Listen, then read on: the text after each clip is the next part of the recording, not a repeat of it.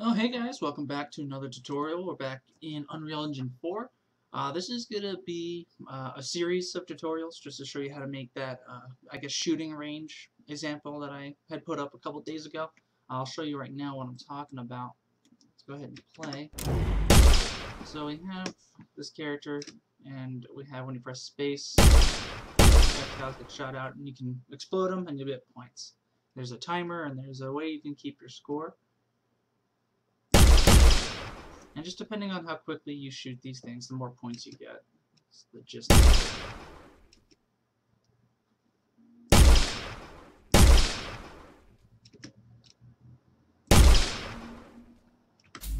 So that's really all we're going to work on. So we're going to the first tutorial here is just going to be just initial setup and creating the actual, I guess, the ball or disc that gets shot out.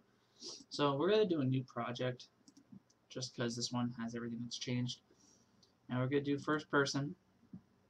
We're going to do desktop, console, maximum quality, and with starter content. We're going to call this shooting range. And we're going to create this project. And also I'm using 4.5. That's the version I'm using. So if anything looks different, that's why. So let's let that generate everything we need.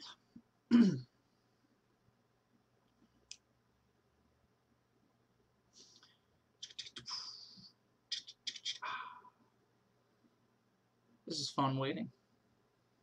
Well, we're waiting. Oh, never mind. Did it just crash? No, we're good. Okay. While we're waiting, how are you guys today? I hope you're good.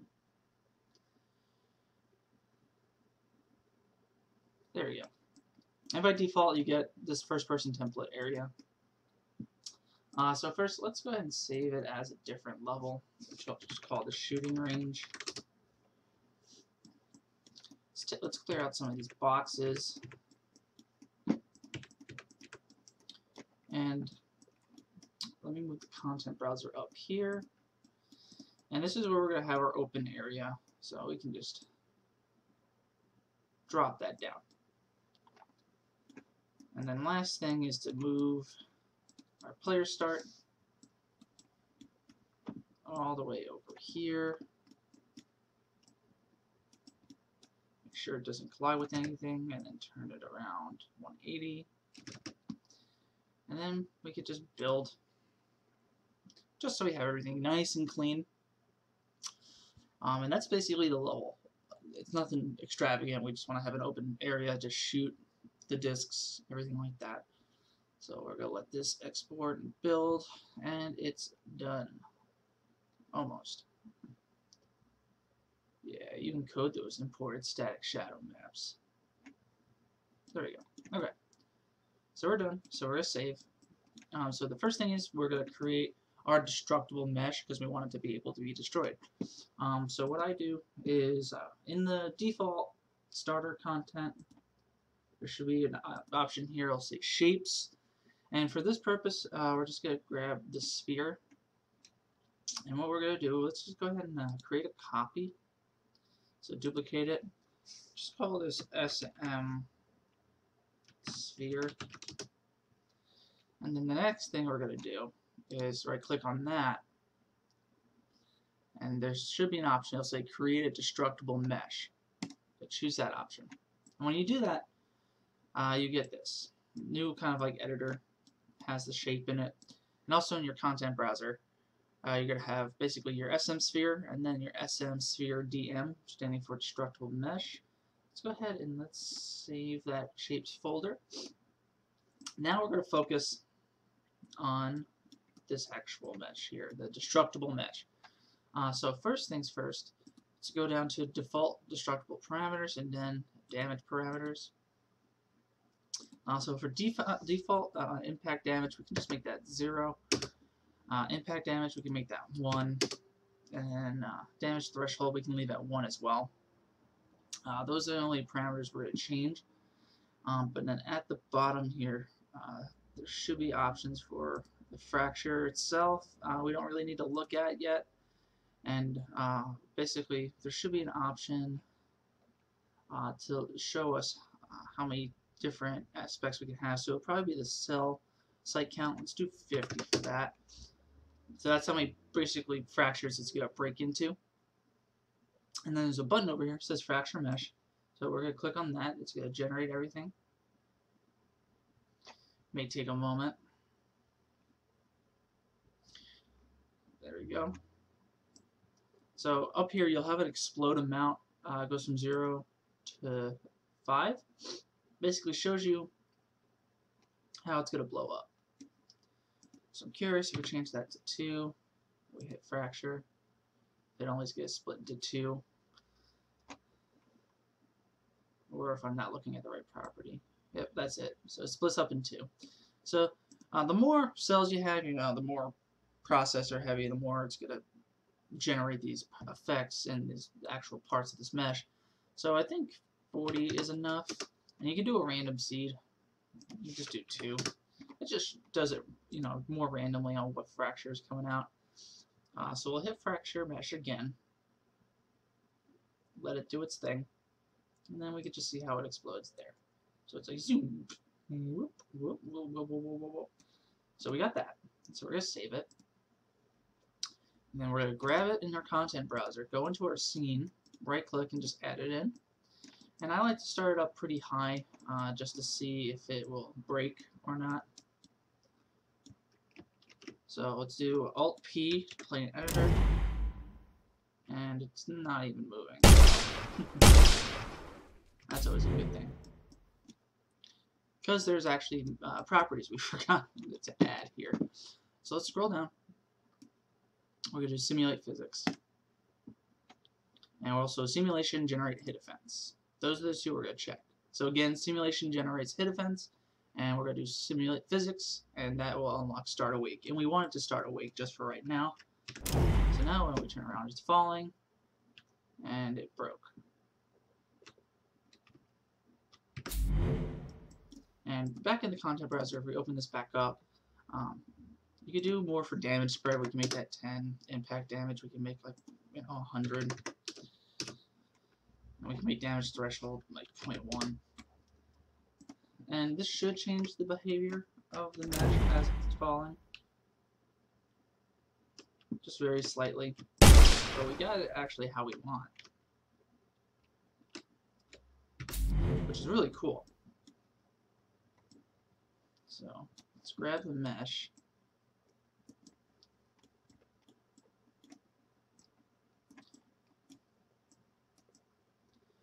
Now let's move our player start real quick.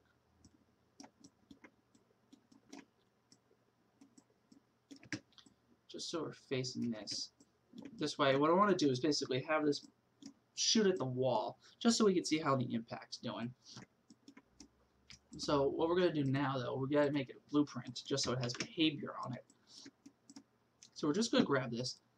All the way at the bottom of the properties here, I might be blocking it just because my image is here, but there's an option that'll say replace with composited blueprint. So basically it takes this property and makes it a blueprint. So we're going to call this BP disk. And in the components we have the destructible mesh. So all we need to really add for right now is a projectile component. So let's go to add component, projectile movement. And we're just going to call this disk movement. I did disco. And we're going to leave initial speed and max speed properties alone. Shift balance is fine. We'll make the bounciness like 0.3. But the most important aspects here is the velocity. So right now, we want it to go basically in the Y direction. And if we go to the right, we see it's going in the positive motion. So we're going to make this a positive Y. So let's do like 500. Compile, save, and let's play. And we saw it basically crash and move and break apart. So let's make it like 5,000. Let's see how far it can go. Oh, it just crashed right in through that. Let's try 2,000. And let's also do this. There's a gravity property. Projectile gravity. Let's make this 0 just so it doesn't have a chance of falling. That way we can see it hit the wall. Oh, wow, that exploded hardcore and the gravity did not work.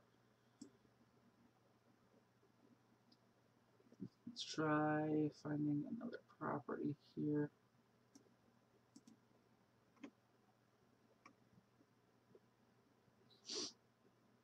Okay, let's uncheck simulate physics at this point. Let's see if it follows my correction now. Yeah. So it's bouncing. But it's not really breaking. So that might be due to the settings of it. But we do see it moving correctly.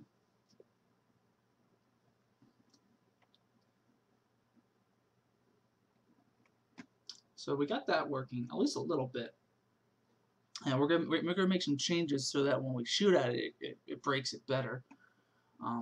But so far so good. Let's go ahead and do this. Let's go into the actual graph. Let's go into SM Sphere, the actual destructible mesh. Have that selected. We're gonna go to Add Event, Input. I'm sorry, not Input, Collision, and then Add On Component Hit. And let's do print string. I just want to see when that gets called really fast. So it should be when it gets hit. So I'm hoping when it hits the wall. So it did. So it said hello. So what we're going to do, let's grab the sphere again. We're going to do a radial, apply radial damage. But let's do it this way. Let's grab the sphere. Control F, quick drag it out to get a get. Let's do radial impulse. Or no, I believe it's going to be add radial damage, which is what we need.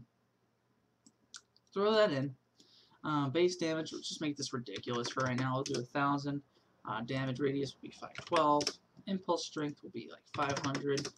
And the only thing we need here is the actual hurt origin where this damage is going to be applied to. So what we're going to do is create a copy of the sphere. We're going to do get location. So we're going to do get relative location. We're just going to plug that in. So now it should explode. Which it does. That's fun. Oh my god, these pieces are just like, ah.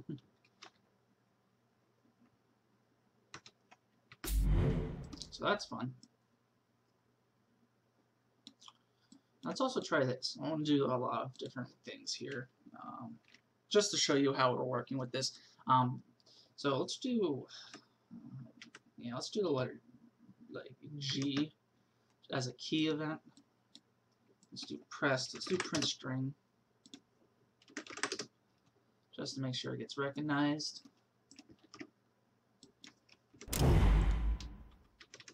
So that does not get recognized.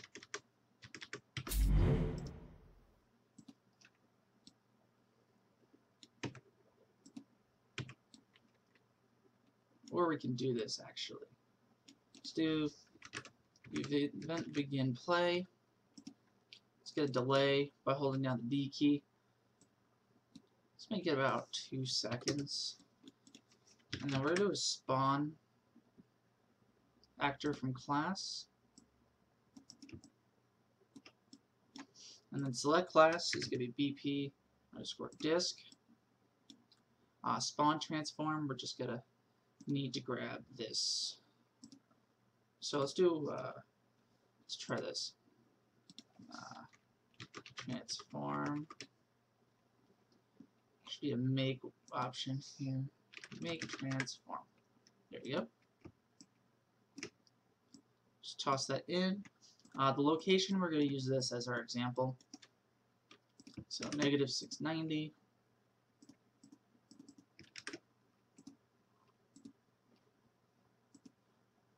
$180,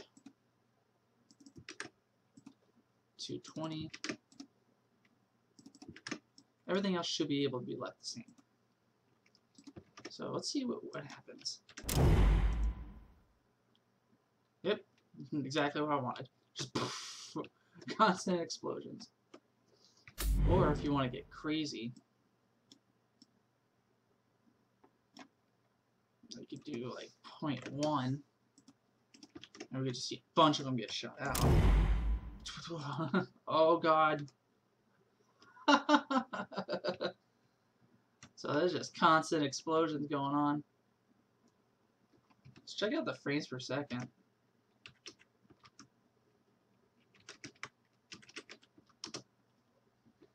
It's not doing so well.